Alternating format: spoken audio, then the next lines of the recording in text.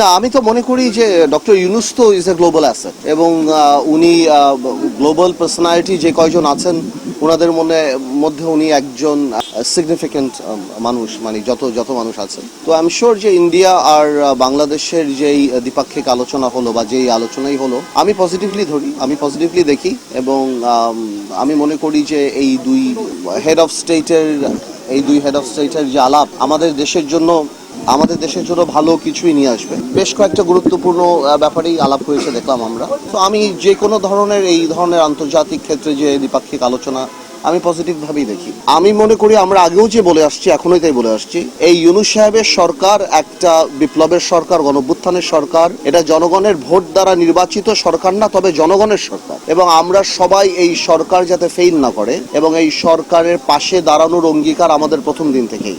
এবং আমরা প্রথম দিন থেকেই বলে আসছি যে সংস্কার প্রয়োজন, তবে বড় সংস্কারগুলি আমি মনে করি যাতে করে জনগণের প্রতিনিধি যারা তাদের মাধ্যমেই হয়। তো আমরা সেভাবেই ইউনূস সাহেবকে সাহায্য করে যাচ্ছি এবং বা তার পাশে আছি। এবং ইউনূস সাহেব বারবারই বলছেন, আমরা শুনছি যে ডিসেম্বরে হবে কিংবা ডিসেম্বর থেকে জুনের মধ্যে হবেন, যদি বড় বড় রাজনৈতিক দলদের সাথে একমত হয়। তো আমি এটা বিশ্বাস করতে চাই যে নির্বাচন ডিসেম্বর মাসেই হবেন এবং প্রয়োজনীয় সংস্কারগুলি হবেন। যেগুলি হবে না সেগুলি ভবিষ্যৎ যে জনগণের সরকার যে হবে ইনশাল্লাহ তারাই করবেন। কোনো সংস্কারগুলি কি নির্বাচনের ইনফ্রাস্ট্রাকচারকে কোনোভাবে এফেক্ট করে কিনা, দ্বিপাক্ষিকের কোনো আলোপানা আসনে, এই ব্যাপারগুলি এখনো আমাদের কাছে পরিষ্কার না যে এই সরকার কোন সংস্কারগুলি করবে। কিন্তু তার সেই সংস্কারের উপর অনেকাংশেই নির্ভর করে যে আগামীতে কী রকম নির্বাচন হবে, ক্যান্ডিডেট কারা হতে পারবে বা কী আলাপ হতে পারে বা কী ধরনের নির্বাচনী ঐক্য হতে পারে। তো আমার মনে হয় আরেকটু সময় লাগবে।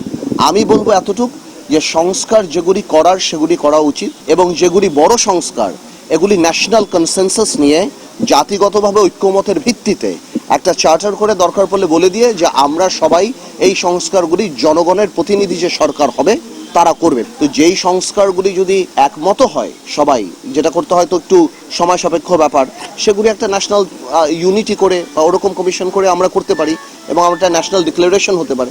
এরকম অনেক কিছুই হতে পারে। বাট আমি মনে করি সংস্কারের কথা বলে আসলে এই এত বছর নির্বাচন হয় না, এই মানুষ তাকিয়ে আছে এবং জনপ্রতিনিধিত্বের একটা ব্যাপার আছে। আপনি দেখেন যারা হয়তো ঢাকা সিটিতে একজন ভদ্রলোক বা কয়বার ওয়ার্ড কমিশনের কাছে যে আমরা বলতে পারি না, এখানে আপনি তাকিয়ে দেখেন জনপ্রতিনিধিদের জন্য একটা মানুষের একটা আকাঙ্ক্ষা আছে, একটা ইউনিয়ন চেয়ারম্যান থেকে আরম্ভ করে মেম্বার থেকে আরম্ভ করে এমপি।